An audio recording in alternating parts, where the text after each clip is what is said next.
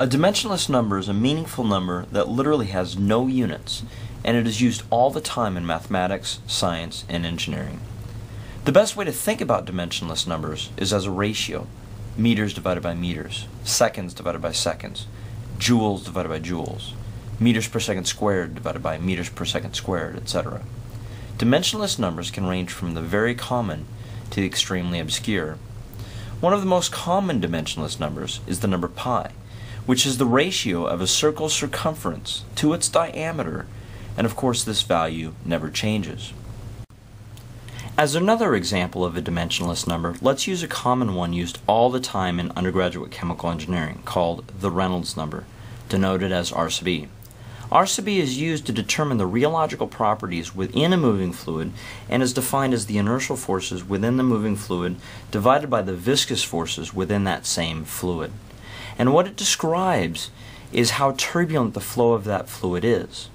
If the Reynolds number is below a certain number, typically below approximately 2300 or so, then the flow is considered laminar. The best way to think about laminar flow is if I had a pipe with a fluid moving through it and injected a dye somewhere in the middle of it. With laminar flow, the dye would go straight through and there would be no spread in that fluid. Higher Reynolds numbers would yield turbulent flow, especially above Reynolds numbers of about 4,000. The higher the Reynolds number, the more the spread. Well, I would like to introduce my own dimensionless number called the Hovind BS number, denoted as H sub BS. This number is named after the king of BS, Kent Hovind, and would be defined as the time it takes to give a proper rebuttal to an argument divided by the time it takes to actually make the argument. This dimensionless number would be profoundly useful, as you can imagine, to determine what to expect time-wise when debating another person. Consistently large Hovind BS numbers mean they could spend only seconds to minutes to make an argument, and it might take you hours to debunk and rebut the crap coming out of their mouth. You might think small Hovind BS numbers are preferred, but I would avoid them as well, as you waste a lot of time listening to an argument before you give them an extremely short but thorough rebuttal.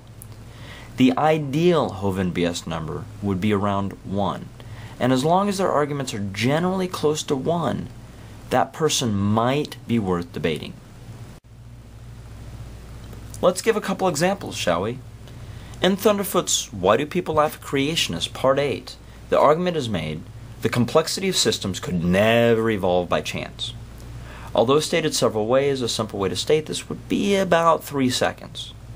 The rebuttal Thunderfoot gave was very thorough and effective. It took him approximately 3 minutes, 30 seconds to give a proper rebuttal, or 210 seconds. 210 divided by 3 equals 70. That means for arguments of this caliber, for every minute they open their mouth, it would take you 1 hour and 10 minutes to rebut them properly. Hardly worth your time. Let's look at another case. Although I am aware he's changed, and frankly, I have tremendous respect for the guy now. Let's look at Stone Commander's famous video, where he gives a detailed question asking why all the planets are round.